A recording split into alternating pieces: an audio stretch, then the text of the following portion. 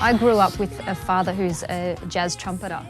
So our household growing up always had a lot of music, including live music, but also there was a lot of music that was always played at home. And that ranged from a lot of folk artists like Carole King, Carly Simon, James Taylor, through to bands like Queen, you know, classic rock bands. So there was a really good mixture growing up, and a lot of Queen. I remember a lot of Queen. The first instrument I learnt was piano, and that was more by force than by choice. So Mum and Dad wanted me to learn piano, and I think in hindsight that's a really good grounding, and it's probably something that every kid should do, is learn some piano, because it gives you a good overview of music. And I never wanted to play piano though, I always wanted to play guitar, and the bargain was if I learnt piano to a certain level then I could play guitar. So I got my first guitar when I think I was, maybe 8 or something. I remember getting my first electric when I was 13. I was writing songs when I was 13 and putting on little concerts at home and things like that. Eventually I got some really great opportunities, like singing backing vocals for Christine Arnoux on Channel 9 and opening for acts like Billy Thorpe, Vic Runga and Sean Mullins. So music's always been a massive part of my life, and songwriting has always been a way for me to get the emotions out and express what I'm feeling. I wanna live, I wanna feel. I come from a very musical family, so my dad's a professional muso, and from a very, very early age we'd been exposed to lots and lots of classical music and a little bit of jazz from my mum's side as well. She loved the old blues and jazz standards. When I was 4 or 5, I started playing the piano. In school I started playing violin and then French horn as well, and just really progressed from there. So I've got a classical background in how I learned. I played classical guitar for a little while as well. I started playing electric guitar properly when I was about 16. So during my teen years, of course, as you do as a teenager, you get into rock and roll and you're exposed to all the genres of popular music and everything, and I just loved rock. I locked myself away in the bedroom for hours on end, just learning all this stuff, you know, just learning all my favourite songs, AC/DC classics, Led Zeppelin, Queen, Iron Maiden, all that stuff, all the classic rock stuff. And got out into the live scene, played with a whole heap of great local bands, was lucky enough to score a gig with Taxi Riders, their touring guitar player for a while, did the opening ceremony of the Sydney 2000 Paralympics, which was awesome. We played heaps of big arenas, including Rod Laver, and a whole other bunch of gigs like that.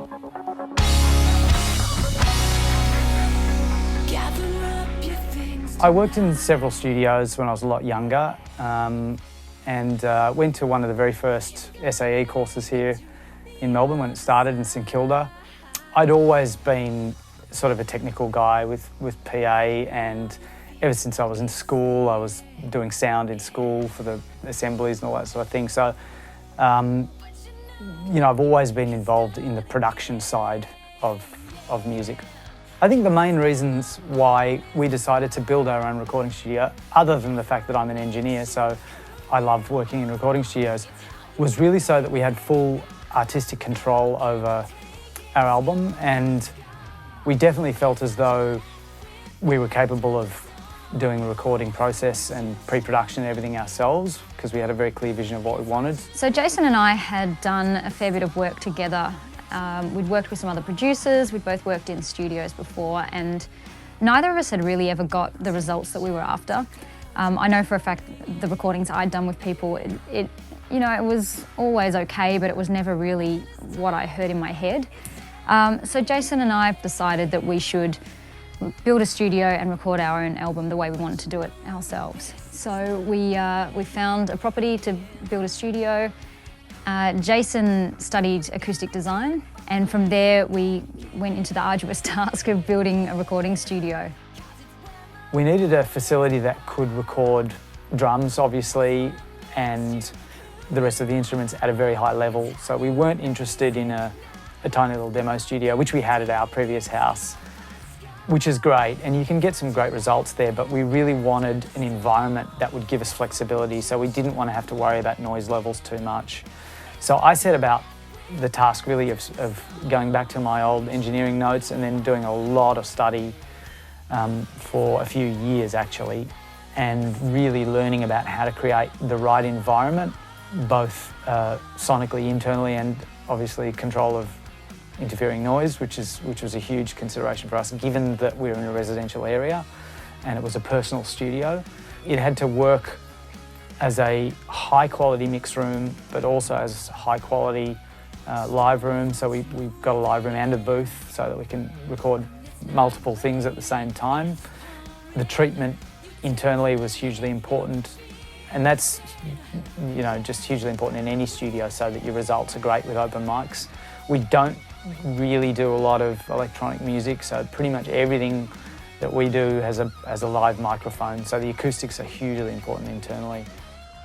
Knowing that I was going to build it all, I really wanted to have super accurate plans, both for the acoustic side, which is very important. So unlike with building a house, you know, 20 mil here or there or whatever, doesn't really matter. With a studio it does, so things have to be very precise. So I'd done a lot of building in the past, you know, as a second job as you do as a muso. So I was quite happy to do all the building, but it's very different to building a house. There's a lot more involved. The accuracy has to be very high, and acoustic considerations like floating rooms and things like that is very heavy materials and lots of them, so slightly different building techniques. If we ever do it again, other people can build it because we did everything ourselves and it was really hard work. Not only expensive, time consuming. I mean, I think we abandoned all of our friends and family. We stopped getting invited places because we were just always building. Never took any holidays. We were just, for I think basically 7 years, we were just building this studio. And by the end of it, obviously, in hindsight, you're really happy you've done it. But it was a really hard process building that. And I don't think my back will ever be the same again. Nicole and I had discussed the makeup of the band, including the band members, very early on. So while we had an idea of what we wanted, we obviously didn't know who they were going to be. So it was really a matter of trying to find one member at a time, I guess, rather than just sort of advertising and saying, we need a band. You know, we didn't want to do that. We didn't want to rush it. We wanted to make the right choices for the style of music and what they would bring. We wanted players who could all bring something unique to the band. And we also wanted to find the right people because we understand how important it is to be a tight-knit family, because a band really is like a family. We were very sure about the fact we wanted other musicians to bring something to the band. It wasn't just, you know, I didn't want to have to play all the instruments and then just hire live musos or anything like that. It was never anything like that. We wanted to create a band that was a real band, because we've always believed that the band is always the sum of the parts. So I think if you can bring talent into the band and allow that talent to shine, it makes the whole thing better. I loved music from the time I can remember.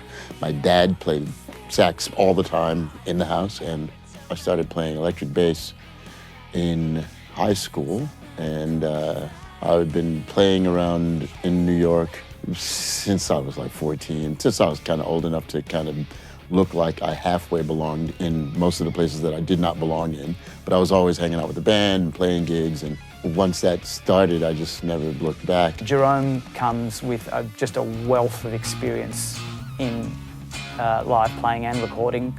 He's played in some world-class acts all around the world, from here to New York, Asia, England, you know, everywhere. I played with Mick Jagger and Keith Richards on varying occasions for projects that they were doing, solo projects they were doing. I played with Ian Moss and Jimmy Barnes and Billy Thorpe, and I played with the Vinyls for years. That's why I came to Australia in the first place. So that was an amazing experience, and just being in bands with guys who are just amazing international musicians. He's a a blues and a classic rock lover, so, you know, and we'd known him for quite a long time as well. I have known Jason and Nicole for, I don't know, a number of years, 5 years, 6 years before they even approached me with the idea that they were doing this thing, and I had no idea that they did what they did. And they asked me if I would be interested in playing some bass, doing this thing. And I told them that, well, it depends on the music, doesn't it? And I had no idea that it was what it was, and actually Jason and Nicole did what they did. That was a real surprise. And so after we talked about it, and I came over to their house one day, and I was sitting in their lounge room, and they started playing songs. After the first half of the first song, I started smiling, and then by the second or third song, I was laughing out loud because I just knew that this was going to be so fucking good that I had to be a part of this.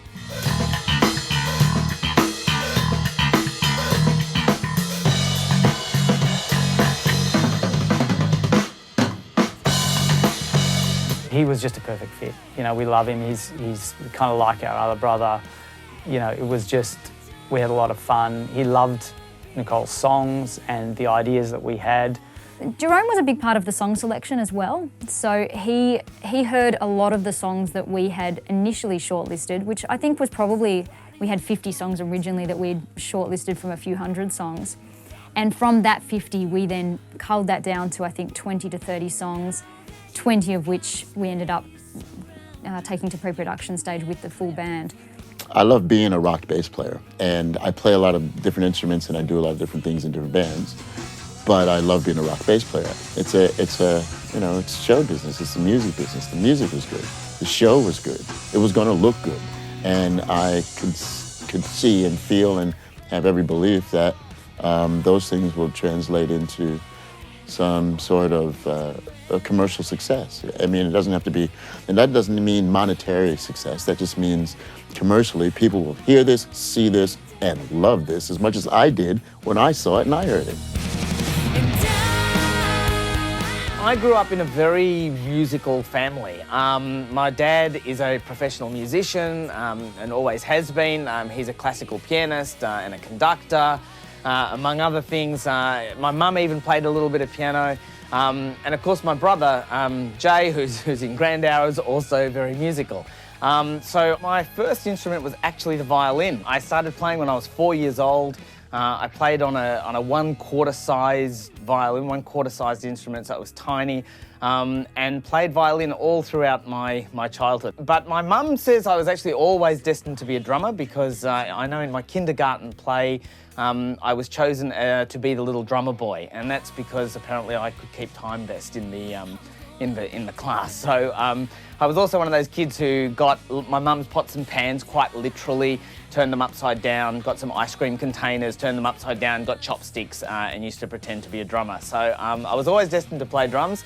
So I played violin up until it was sort of not unbelievably cool to keep playing violin in my high school days, when I finally, in my very early teens, took up drums, started playing pretty seriously, and then I've been playing drums ever since. I didn't know whether Mark would do it or not, simply because of his other commitments. And I obviously knew that he was really talented, and he was a great performer, and he was an awesome drummer, and obviously the genres of music were, was just such a good fit. Jay and Nicole got in touch with me and said, look, we've got these songs together, and we're looking to create some drum tracks. Would you like to come over and do that? So I sort of jumped at the chance.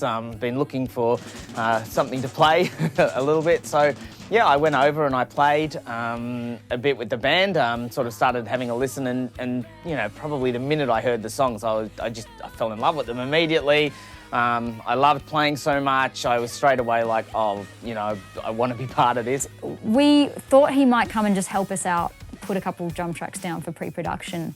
But once he came and heard it, he really loved it. And we got the vibe that he really did want to play music. So we were super excited because obviously he's Jay's brother, he's my brother-in-law.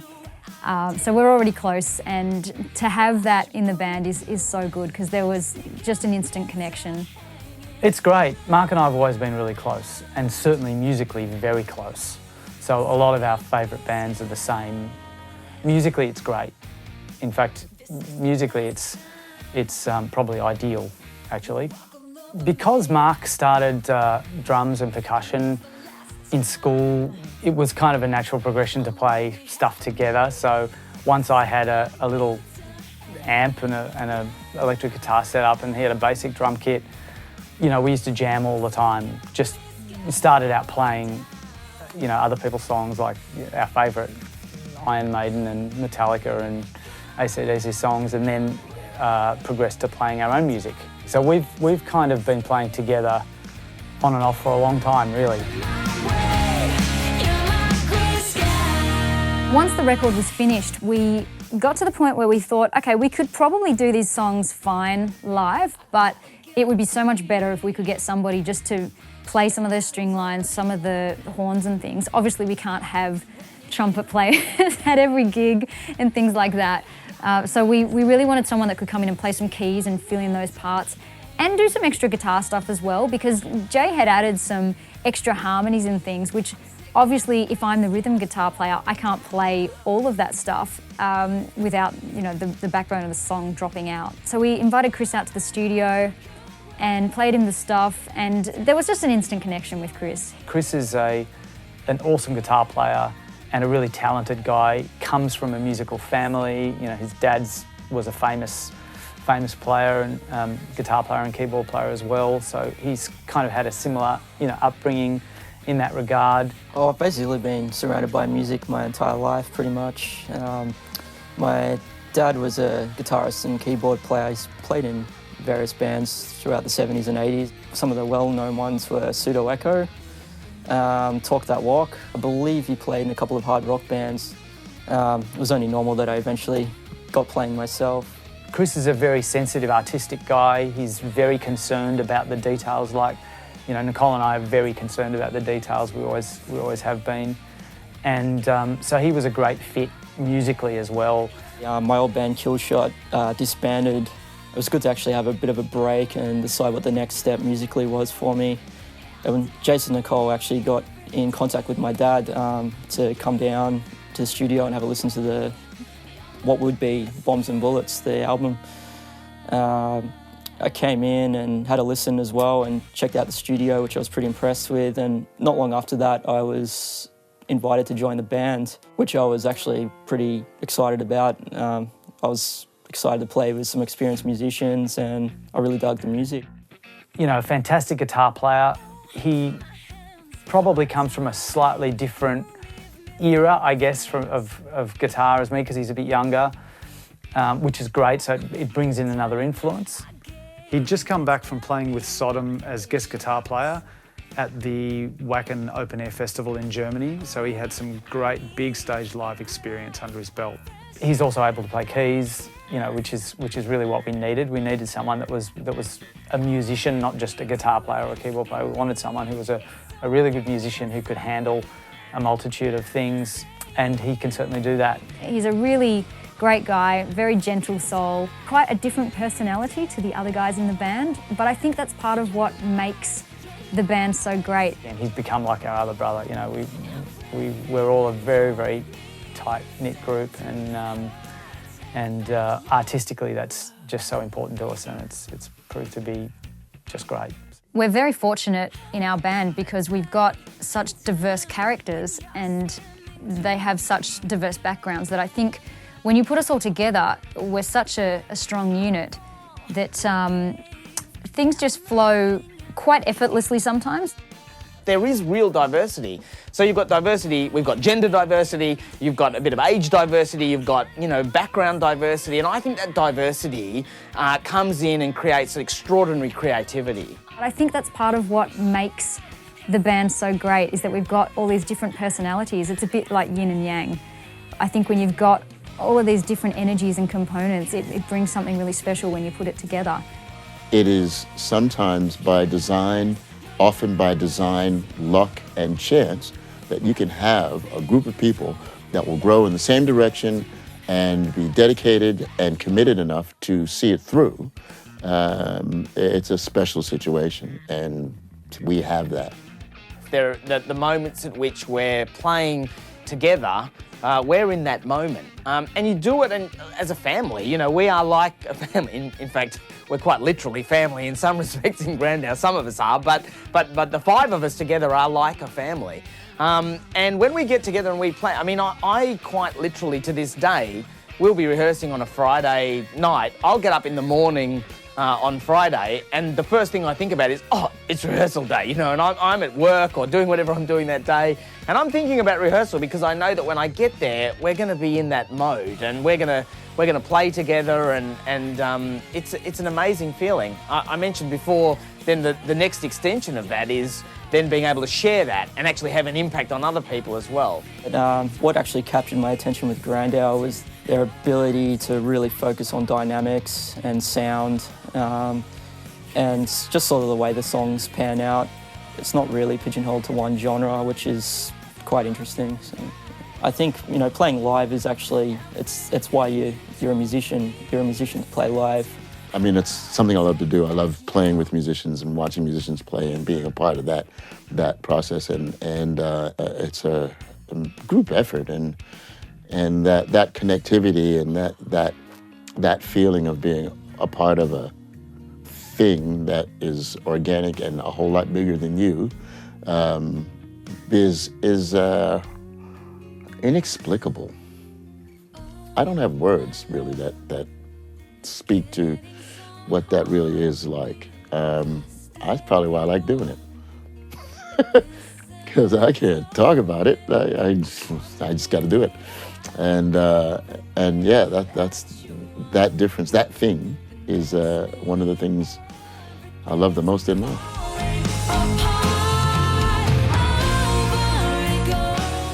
The songwriting process for me, I think it's essentially always been a very similar process from when I was a young child and I wrote my first songs. So I've always kind of found that solitude is the best way for me to write songs because it's where I reflect emotionally on what I'm feeling or going through. So to this day, I still pretty much lock myself away in a room, usually a darkish room, maybe a candle, and just write. And it's really a process of sitting with a guitar and emotions flow through. A lot of people say what comes first, music, lyrics, melody. For me, it's typically a combination of the music with a melody and often some lyrics as well. So the lyrics form part of that sentiment of the emotion of the song. So I'll always have a little recorder that's taping what I'm doing. And when I listen back, so I'll write some stuff and, you know, when I think I'm kind of onto something, I'll listen back and often quite a strong part of the lyrical content is already there in what I've just let out through me. And from there, then I'll obviously workshop it further and I'll hone the lyrics and the melody and things like that. But yeah, it's usually something that comes through kind of all together.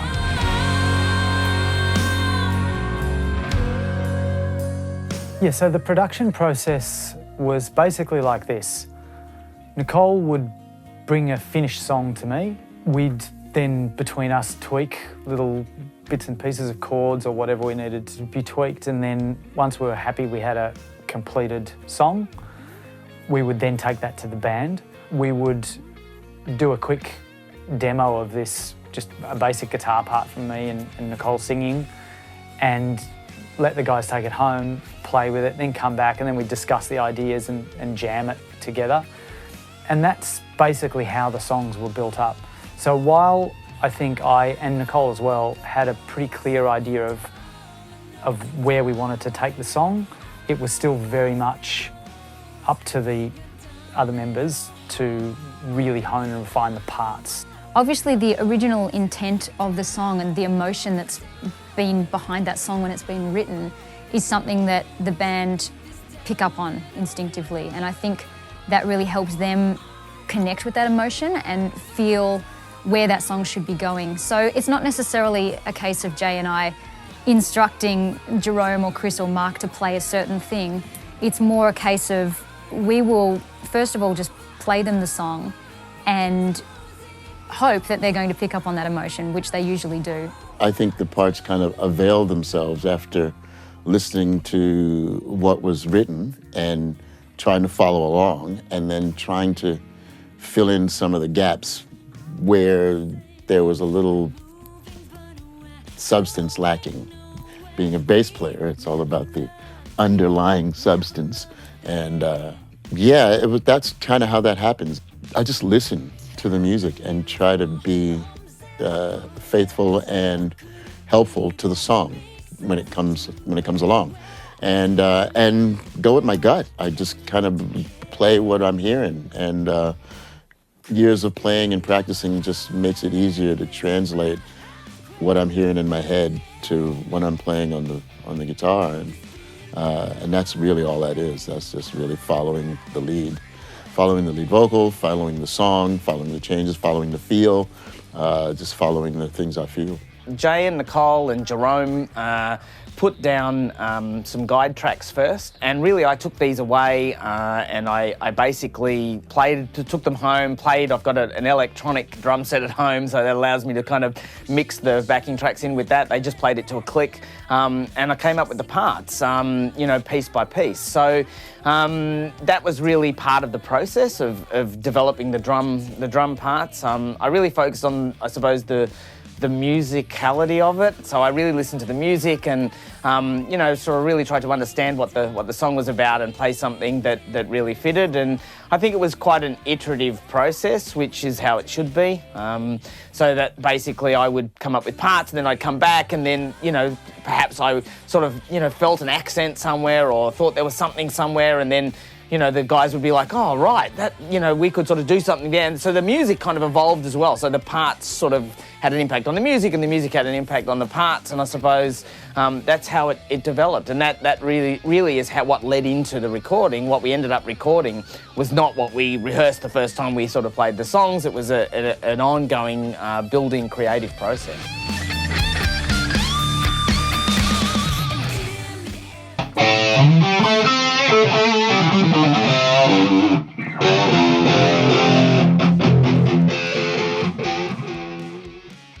So recording the Grandhour album, I guess it started with me really learning the studio before we sort of did anything else. So, it was me and Nicole setting up mics, setting up amps, playing around, making sure everything worked properly, all the sends, getting the headphone levels right, all that sort of stuff. So a lot of mechanical work very early on. And as we were doing that, we were doing scratch demos of things as well. So that was the very early part of it. It was my first time producing a commercial record. When I say producing, I was really just an assistant, like I was in the building process of building the studio. I'm the one that passes the hammer and, presses play or record or, turns a knob where Jay tells me to turn it. So for me, it was a really exciting experience because I got to work in a professional environment with professional gear, and I learnt so much. I mean, I wouldn't want to get in there and try and do it all on my own because there is so much involved. And Jay has an amazing ability to just, hear songs and pick up again on that emotion and really see a final product in his head. He kind of instinctively knows, okay, this mic is going to sound great with that person's voice or that instrument. That preamp is going to really suit that. And that's all things that I've learned through him over the recording process, which is really great. Plus, obviously, we used tape, so there was the whole thing of learning all about that, which is rare these days because obviously not many people have a 24-track 2-inch tape machine in their studio, so we were really lucky to get our hands on one of those. And then you've got the digital side, so learning Pro Tools and all that kind of thing. So it was a big learning curve, but I really enjoyed it. Yeah, so we demoed about 20 songs, I think, and that just consisted of doing, rough overdubs on everything and then listening to it, pulling it apart, working out parts. Pre-production, I believe, is really, really important before you do an album because it really gives you the chance to hear what you're playing in rehearsal as someone else. It's the first time you really hear it. So, and I think having the flexibility nowadays with digital recording systems, it's so easy to do that. You can rearrange choruses and verses, you can put in extra parts, you can settle on tempos, all that sort of thing, and keys. So that's one thing that, unlike the old days with tape, which wasn't so easy to make edits like that, it's nowadays with Pro Tools and Logic, it's really, really easy to do that. So it started with the drums, and typically what we'd do is Mark would be in our live room, all mic'd up. Nicole and I would be hitting play and record on the tape machine and on Pro Tools, while I had a guitar on. Jerome was with us in the control room. So Mark was basically playing to Nicole singing, me playing guitar and Jerome playing bass. So it gave us a bit of a live feel. So he wore cans and we could all hear each other. And of course he had a click as well, where appropriate. And so we'd all just play together and we'd just do a bunch of takes until we were happy with the one we had. Of course, it had to be one take for the drums because we were using tape. So we were going back into Pro Tools from the tape machine, but we really loved what the tape did to the sound. So we were adamant to just go with that. And, Mark's a good enough drummer that he can actually play from start to finish without making a mistake and play in time with good consistency. So, we just thought, well, look, let's just take advantage of that and use the tape and just commit to it. Sometimes limitations with that stuff are great too, because you can get special performances and things that you might not if you continue overdubbing. So.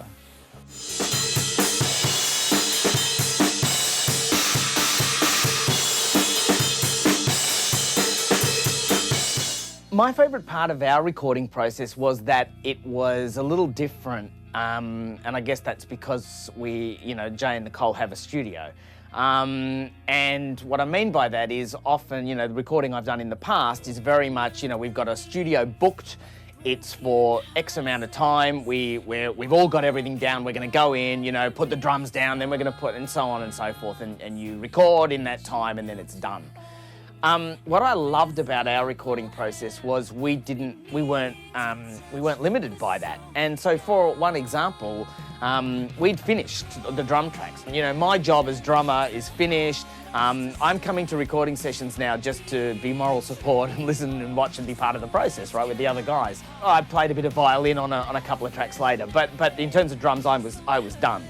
And we kept rehearsing throughout the recording process as well. And we were working on Truth of a Lie, and we were sort of thinking, oh, this is something we could do live, and we sort of changed something up a bit. And we actually went, oh, that makes the song better. We actually prefer that. And we were halfway through recording the song, but Jay kind of said, well, we should record it like that. And, he said, so this weekend, that's what we're going to do. So it was back to, well, set it all up, do the thing. And we went right back and we recorded the drums and we went right through and we recorded that again. And I guess that made the recording process, that was one example, Truth of a Lie, but it happened more than once in lots of different ways throughout the recording process. And our recording process was as much a creative process as it was just laying down something that we had already created. Once the drums were done, with all us playing live along with Mark, and we were happy with those parts, Nicole and I would go in and put scratch parts down. So just to give doing overdubs the right feel. So Nicole would do a vocal, I'd put down a guitar part or two even. Nicole would maybe put a guitar part down as well, so that the song felt like a song with the new drums. Then Jerome would come in and play to that. So we'd set up his amp in the live room, we'd choose a DI so that we would take 2 channels of bass always, so we had live and mic'd and DI for the bass. And we'd then go about just laying down his final parts with the final drums that we already had. And that gave him the right feel. Obviously the drums were done then, which he played along with originally, so it was a matter of just getting tight with the drums and getting the feel right.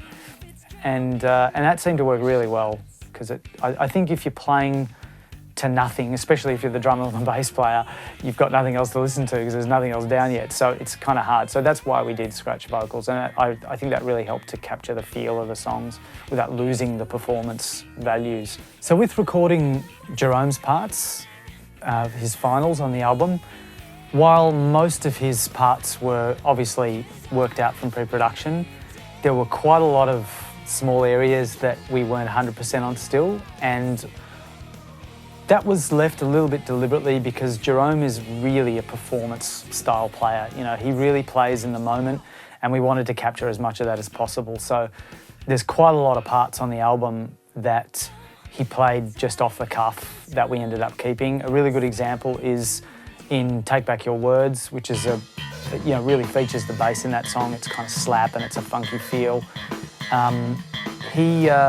There's one run actually that he played, for example, leading from the chorus into the just before the guitar solo. It's this great little run, and he just played that. He'd never played it before. It was just going to be a gap, like just a stop, and he just pulled this run out of nowhere. And it was just perfect, and we were just like, wow, and we got it. So he was just, that was on the album. That ended up being on the album. And that's basically what we did for the other instruments too. So once it came time for me to do guitars, so I'd do guitars, listening to Nicole's guitar and vocal and the bass and drums that we already had, and so on and so forth.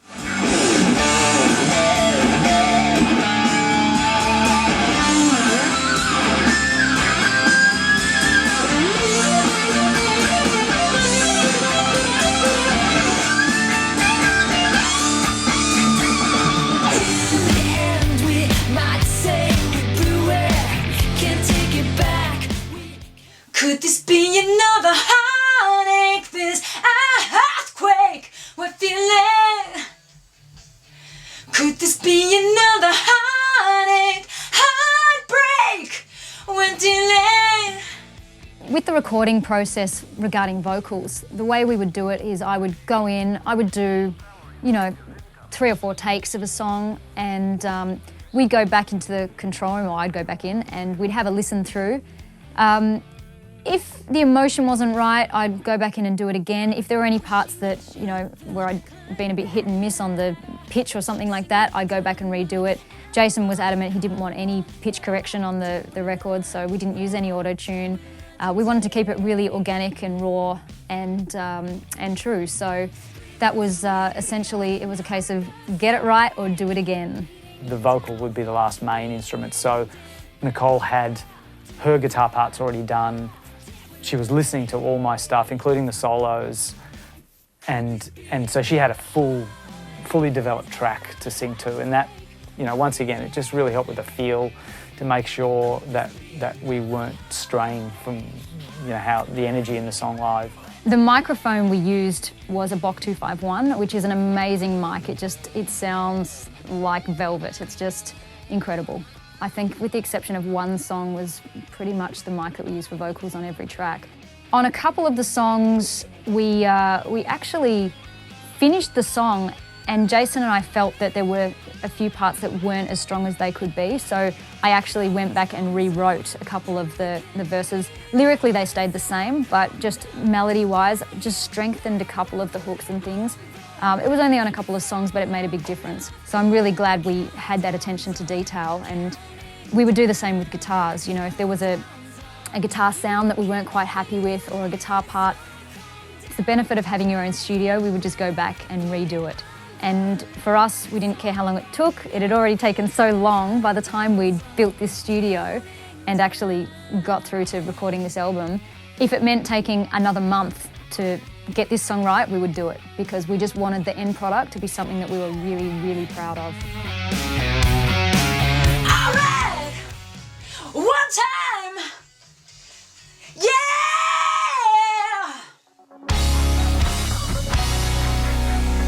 Gather up your things. Because I was producing this album, I really wanted to make sure that the songs didn't get diluted by any of the production. So it was very important to me and Nicole that we always served the song. We never wanted to put in too much extra stuff that was just, because we thought it was musically cool or whatever. We really wanted everything to have a purpose. So we tried very hard from pre-production right through to finals that everything served a real musical purpose to serve the song. I think the process of being both the performer or the artist, the engineer and producer, was probably much harder for Jay because essentially he was the one running the ship. I was really just assisting. Yeah, being the producer and engineer and performer is not easy. That's probably the only downside to having your own studio and recording your own band. It does take a while to get used to because you really need to learn to switch from role to role. You can't just let it all blend all the time because when you're being an engineer, it's a technical focus. When you're, and a bit of artistic as well, but a different kind. When you're being the producer, you really need to sit back outside the band and look at the project and look at the song and say, is this song working? What does it need? Does it need anything more? Does it need less? It's definitely challenging trying to do it all yourself in the respect that you're very close to it. So you put down performances. I mean, luckily Jay and I had each other and we were co-producing. So you've got each other to bounce off, and while one is performing, the other can really step back and distance themselves a little and put that other producer cap on. But it is still difficult to distance yourself enough so that you can be objective about what you're doing and make sure that it is actually good, not that you just think it's good. Making sure that the song is conveyed where the music is really supporting the meaning of the song and the feel of the song. That's hugely important.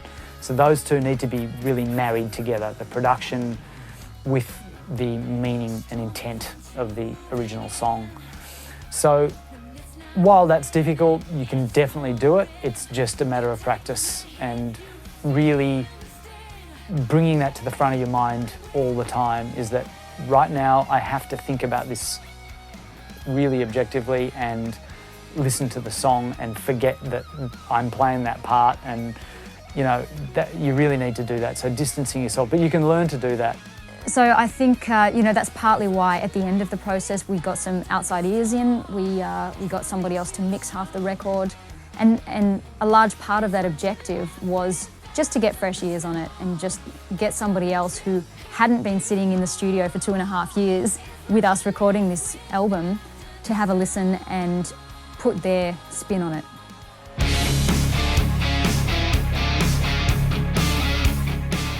It was always a plan for me to mix some of it and to get some of it mixed elsewhere. There was a few reasons for that. One is that we definitely wanted a good mix engineer to give his interpretation of how we sounded. That was another angle of us being a bit more objective than just doing everything in-house. And I think that was really helpful, just getting someone else to listen to this stuff and go, okay, I think it should sound like this. So when we got Paul David Hagar to mix some of the tracks, we didn't give him any direction. We just gave him the parts, just individual track stems, all starting at 0 with all the parts in there that we wanted, and with everything pretty much at unity gain, and said, you sort it out. Because I really wanted to have someone, another engineer's artistic impression of how these things should sound. And he did a great job of just giving us a sound. With me, I tried to do the same thing. So once I'd sort of switched off as being a member of the band and the producer, I really tried to just be an engineer. So I set up the sessions the same way myself. I kind of started again. I didn't use the recording sessions. I exported everything at bar one to a new session so that I could be totally objective about just mixing the track.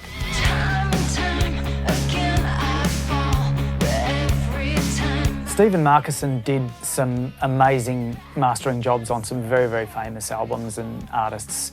Led Zeppelin, Black Sabbath, Foo Fighters, the list goes on. And we love the sound of all that. Nicole and I did spend quite a lot of time listening to records that he'd mastered or songs that he'd mastered, and we just thought he was great. If the mixes are good, mastering should be subtle. It was really subtle, but we could certainly hear the difference. It was just really nice to know that a really experienced mastering engineer had made sure that all the delivery formats were going to be covered and it was going to sound like our album everywhere.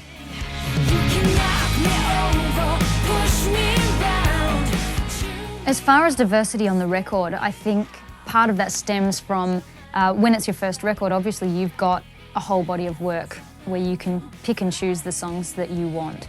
So when we were going through the songs that I'd written, Jason and I really looked for songs that worked together on the album as a journey, but also had some different things to say and I guess had some different feels, because we didn't want it to be an album where it was just 11 songs that sounded the same.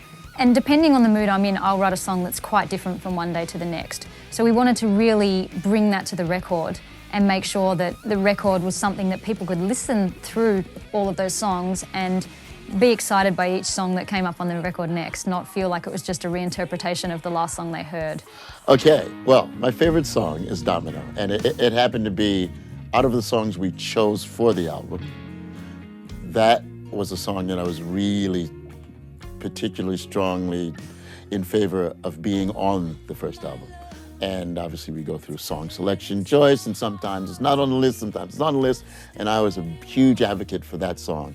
I like that song because I think because it's a rock ballad and it is grandiose in places. In other places, it's really sensitive. It's a moody song. It just has a certain pain about it that's beautiful, and the delivery. I mean, the way Nicole sings the song is fantastic, and it's really heartfelt and it's powerful, but at the same time, it's a ballad, and it's got beauty and it's got grace. It's really emotive and provocative, and I love that song. It'd have to be Grace, guys. It really channels that classic rock vibe, and it's my favourite song on the album to play live. Wow, that's another one of those sort of which is your favourite kid questions. Because I really love all the songs on the album. It's probably a cliche thing to say, they're all great, but they really are, in my opinion. I'm probably biased. But, and I love them all for different reasons, you know. There are times when, you know, Grey Skies can be my favourite song because I just feel like, you know, just something nice, sort of rock. That's the mood I'm in. There are times when definitely Take Back Your Words can be because of the groove, and Domino can just be kind of magic. But I think ultimately, if I had to choose, if I was forced to choose, it would be Beneath the Surface. I think it's my favourite because it's a little different, as many of the songs are, but it's got a lot of different dynamics in it. Jay plays an absolutely killer guitar solo part at the end of the song. It's my favourite guitar solo part on the record, I think. So all in all, if I had to, just ahead of the others, I think Beneath the Surface is probably my favourite track. Once before, who spoke too loud, got put out. So I come from an art and graphic design background. Obviously music was always there for me, but you've always got to have things to fall back on. So for me, that was art and graphic design. So graphic design has always been something I've really enjoyed, and I run a part-time graphic design business as well in amongst doing music. I also studied photography, which is something else that I really, really enjoy. And I guess that led me to acquiring the position of the band's graphic designer and photographer. So I kind of took the role of taking all the photos, designing all the CD cover, the logo, the artwork, that kind of thing. Obviously the band all had input into, you know, we always take a vote on what everybody likes and what everyone's happy with. It was about just creating the right image for the band and just getting something that was authentic to us and what we were doing and real, and just communicating the right vibe of what we're about. Doing the film clips was very challenging. I'd done a little bit of video, but I'd never done a film clip, so that was a whole learning curve for me. The first one, we had some animation in there as well, which was very time consuming. I probably wouldn't rush out to do that again in a hurry. The second film clip, we actually got some external help from a really good friend of ours, John Bigelow, who's got a company called Interactive Media Solutions. So we were able to go out to his space, get him to help us record, and then I took that back to my studio and was able to edit all of that and put it together. So between John and I filming, we got all the footage that we needed. I wanna live, I wanna feel alive again. So yeah, Alter Ego is a little character that we developed. He was actually, he came from a clothing label design that I was going to do. So a little while ago I was looking at starting a clothing label, and it never eventuated because we decided at the time that the clothing industry wasn't going so well, the rag trade was suffering a little bit. And there's only so much money and time in life, and we decided to put it into the studio and doing the album. But at one point there was this clothing label, which might still come up one day again, and Alter Ego was one of the central characters. So we kind of borrowed him from that. And he's become our little, what would you call him? He's kind of a mascot, I guess, in a sense. What he represents is, I guess, he's all the things that you can't do or can't say.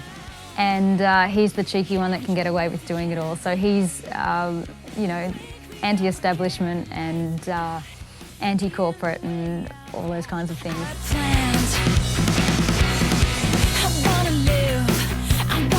So the next few years for Grandhour really will be a combination of things, as it is with a lot of other bands. It's going to be a bunch of touring, a bunch of gigs, a ton of recording. There's going to be many more albums, I'd say. Nicole and I have already started pre-production on and workshopping a bunch of songs for the next album, which we're really excited about. We kind of want to do that now, but we can't do everything at once. So certainly we want to do some more local gigs, some touring, international touring if we can, is certainly on the cards for us.